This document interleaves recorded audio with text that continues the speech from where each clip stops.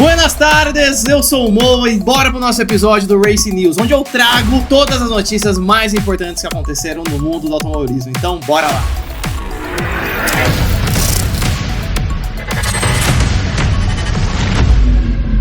Primeira notícia, caso de Felipe Massa avança na corte inglesa. Você que tá acompanhando toda essa novela que começou lá em 2008 com o Singapura Gate, parecia que esse assunto tinha morrido depois de 2009 ali que Reginaldo Leme trouxe esse assunto à tona do GP da Bélgica daquele ano. Que incriminam Flávio Briatore por algo muito grave, de ter premeditado aquele acidente de Nelsinho Piquet na 14ª volta do Grande Prêmio de Singapura em 2008. Felipe Massa tentou entrar com uma ação na época e a Ferrari ajudando ele, só que pelas regras da Fórmula 1 já não podia mais. Parece que esse caso foi para debaixo do tapete. Ano retrasado, o Bernie Ecclestone, chefão da Fórmula 1 na época, foi criticar o Hamilton e acabou jogando no ventilador, que a Fórmula 1 sabia disso na época. Felipe Massa entrou com uma ação contra a Fórmula 1, contra o Bernie Ecclestone, contra a FIA, e no começo do mês de novembro, agora, a gente teve as primeiras audiências sobre esse caso, onde as partes foram ouvidas, Bernie Ecclestone, Fórmula 1, FIA e Felipe Massa. Eles não tiveram um debate direto, e depois disso, os juízes da corte inglesa, já que essa ação está sendo movida lá em Londres, com a corte inglesa, os juízes iriam julgar se esse caso valia a pena ou não valia a pena continuar as investigações. E nessa semana a gente teve a notícia que sim, os juízes da corte inglesa realmente analisaram todas as evidências, analisaram todos os relatos que eles tiveram iniciais e eles cravaram que vale a pena ir à frente com o caso sim. Então, já é uma mega vitória para o Felipe Massa. Agora, eles vão analisar mais provas, as partes vão ser ouvidas, mais ainda, eles vão poder trazer testemunhas, trazer outras provas que não trouxeram ainda. Esse caso ainda vai muito para frente ainda, a história vai ser bem longa. Lembrando que o Felipe Massa não quer tirar o título do Hamilton de 2008, ele quer um reconhecimento da FIA sobre o que aconteceu e, obviamente, uma compensação financeira, porque a vida dele seria completamente diferente se ele tivesse sido campeão de 2008 da Fórmula 1, se o GP de Singapura não tivesse existido, porque foi um GP manipulado, aquela corrida, todo o resultado acabou sendo todo modificado pela manipulação da Renault daquela época. Então, tô com o Felipe Massa nessa. Você também tá com o Felipe Massa? Deixa aqui nos comentários se você concorda com isso, ou acha que já passou, que não tinha que ir atrás, deixa aqui nos comentários. Segunda notícia, Max Verstappen, mais uma vez na sua carreira, muda as regras de uma categoria. Verstappen entrou em 2015 na Fórmula 1 com só 17 anos, pela equipe Toro Rosso, que hoje é a Racing Bulls. Já mudou de nome várias vezes, mas hoje é a Racing Bulls. Na época, Verstappen entrou muito jovem, como eu comentei, só com 17 anos. Ele muito instável ainda, cometendo muitos erros. Um cara, não tinha nem 18 anos, era uma criança, um adolescente praticamente. Depois disso, a Fórmula 1 mudou as suas regras. Então, hoje os pilotos, além dos requisitos que eles têm que cumprir, de categorias, da superlicença que eles têm que ter no mínimo 18 anos para entrar na Fórmula 1.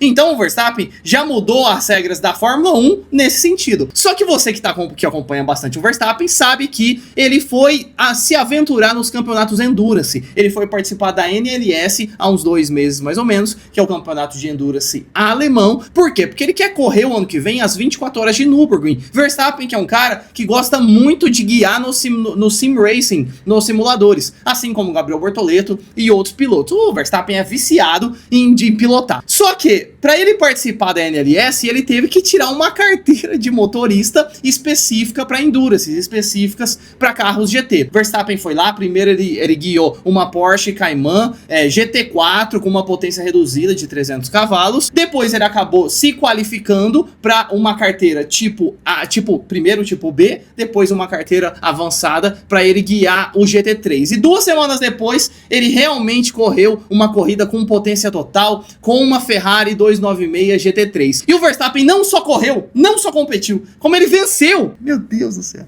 Ele venceu sua primeira corrida, assim, realmente no automobilismo real, em carros fora, sendo um monoposto ali da Fórmula 1. E com isso, a NLS, a liga ali alemã de Endurance, acabou olhando e falou, o Verstappen tem uma baita experiência em sim racing. Ele é um cara, no próprio podcast Pelas Pistas, ele defende muito os simuladores. E com isso, a categoria mudou as suas regras. Se o piloto quiser ir pela via de tirar sua carteira através do automobilismo real, ele pode ir. Só que a NLS agora tá mudando pro piloto tirar a sua carteira, ou melhor, parte da sua carteira, ele pode usar a sua experiência em simuladores também como horas de pista, a gente pode dizer assim. Só que não é qualquer coisa, não é você no seu simulador aqui, igual eu tenho em casa, simplesinho, ficar lá guiando que você vai tirar uma carteira, né? Tem que ser num campeonato oficial alemão de Sim Racing. Então, se você competir nesse campeonato, realmente ali um campeonato homologado, as horas suas de pista ali podem valer para você tirar sua carteira de motorista para correr realmente no automobilismo real. Então, mais uma vez, Max Verstappen mudando as regras de uma categoria. Terceira notícia, Charles Leclerc pode pintar na Aston Martin 2027.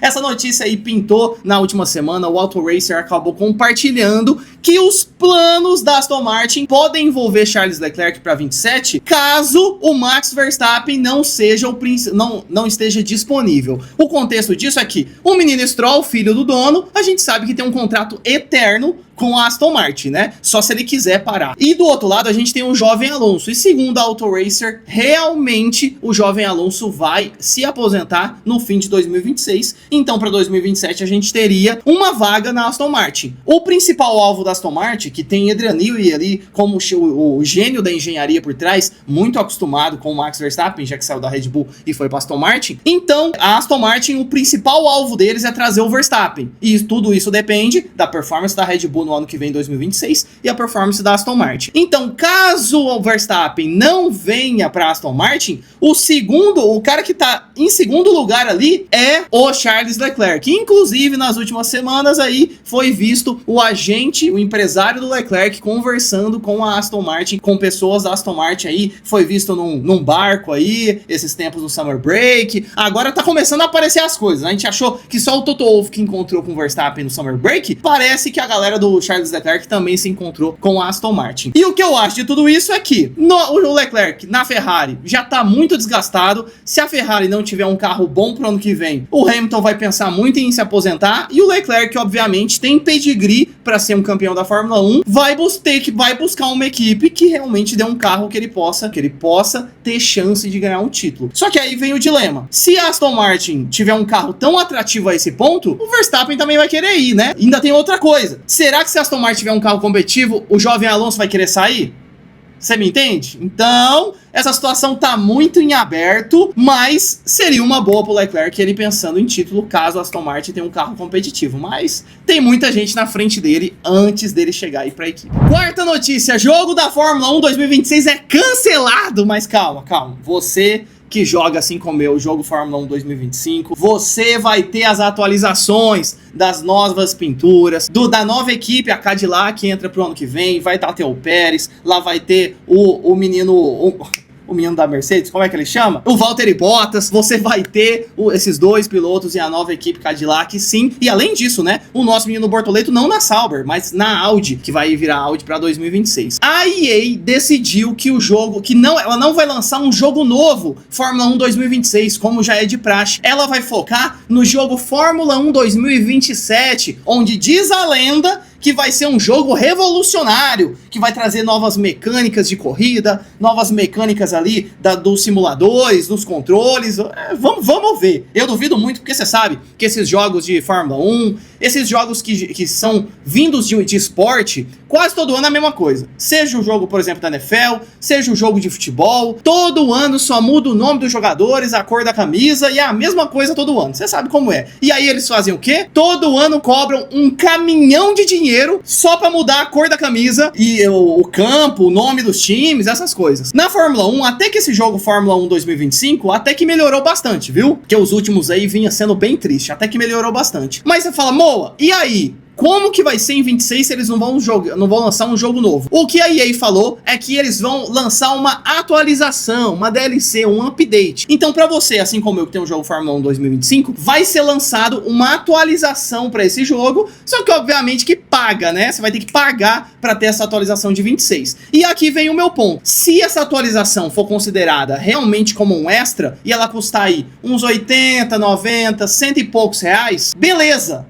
tá mega ok. Agora, se a EA me vier com R$300 um jogo e chamar de atualização, porra, aí tá de brincadeira, né? Então a minha única dúvida em relação a isso é nesse ponto. Quanto que a EA vai cobrar pra uma atualização só? Vamos ver, traremos novas notícias aqui. Oscar Piastri participou na última semana do Beyond the Grid, o podcast da Fórmula 1, e ele admitiu que o que aconteceu no GP de Monza afetou muito a sua confiança. Sabemos aí nesse ano que principalmente até o Summer Break ali, Oscar Piastri praticamente dominou o campeonato, tava na liderança, só no primeiro GP na Austrália ali que ele deu uma escapada, acabou ficando lá pra trás e poderia ter brigado com a vitória com o seu companheiro de equipe, Lando Norris. Depois disso veio numa tomada muito boa, liderando o campeonato, só que desde o GP da Holanda, desde o GP de Monza, quer dizer, desde o GP da Holanda, que na verdade o Piastri não vence uma corrida, então ele tá 3 meses aí sem ter uma vitória. O GP da Holanda foi lá em agosto, mas foi no GP de Monza onde o Piastri, vocês lembram, o Piastri tava lá tranquilo, foi chamado antes pro box, a equipe falou pro Norris que não ia ter problema nenhum de chamar o Piastri primeiro,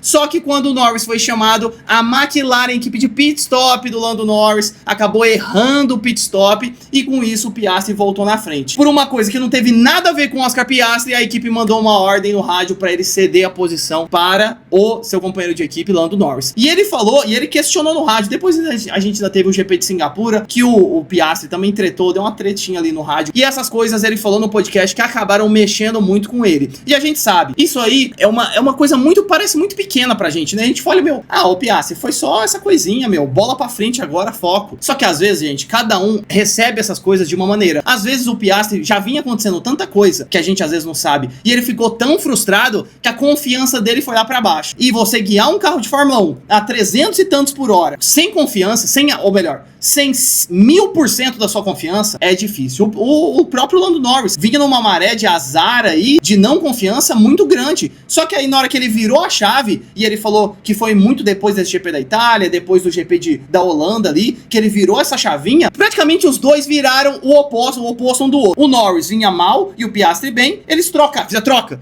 Então, o Piastri começou a derreter nesse campeonato e o Lando Norris começou a mandar bem demais. Só que essa não confiança, essas coisas todas estão gerando, ainda faltam 3 corridas, provavelmente o título de Lando Norris e o Piastri perder esse título. E se o Piastri perder o título, não sei não se ele fica nessa equipe muito tempo, viu? Ainda mais se no ano que vem a McLaren não fizer um carro bom. Sexta e última notícia, treta da minha Ferrari. Presidente da Ferrari, John Elkann, vai numa entrevista após o GP de São Paulo falar que a Ferrari tá maravilhosa. A equipe é muito boa, o carro é muito bom, os engenheiros trabalham, a equipe de pit stop é maravilhosa e que os pilotos têm que falar menos e pilotar mais. Oh, meu Deus do céu. Rogai por nós, viu, cara? Rogai por nós. Depois disso, obviamente que virou um alvoroço na internet automobilística desse mundo, essa fala do John Elkann. O próprio Leclerc e o Lewis Hamilton foram perguntados sobre isso. O Leclerc deu uma passada de pano ali e tal, uma sabonetada, acabou deixando tranquilo, não, a gente tem que trabalhar em equipe, blá, blá, blá. Só que o Hamilton foi perguntado e ele foi um pouco mais enfático, mas também o Hamilton, gente, é ligeiro, já tá há muito tempo na Fórmula 1. Quando ele quer falar uma besteira, eu fico até olhando e pensando, será que ele tá falando desse de propósito? Ou será que ele tá puto assim mesmo? Quando ele dá uma estourada assim. Porque ele é ligeiro, ele tá há muito tempo nesse meio, ele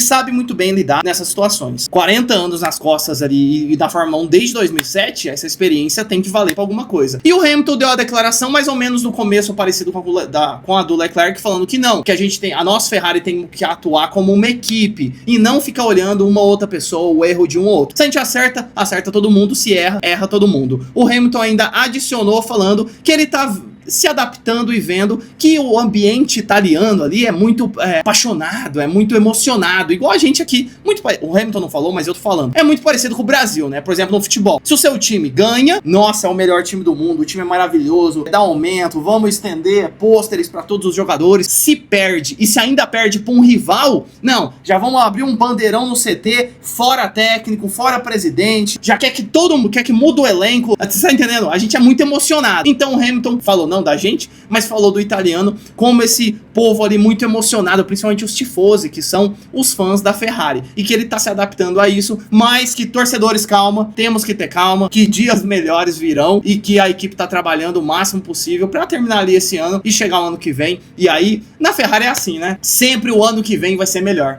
Eu que sou torcedor da Ferrari desde criança, eu já conheço o Hamilton. Você chegou agora, meu rei.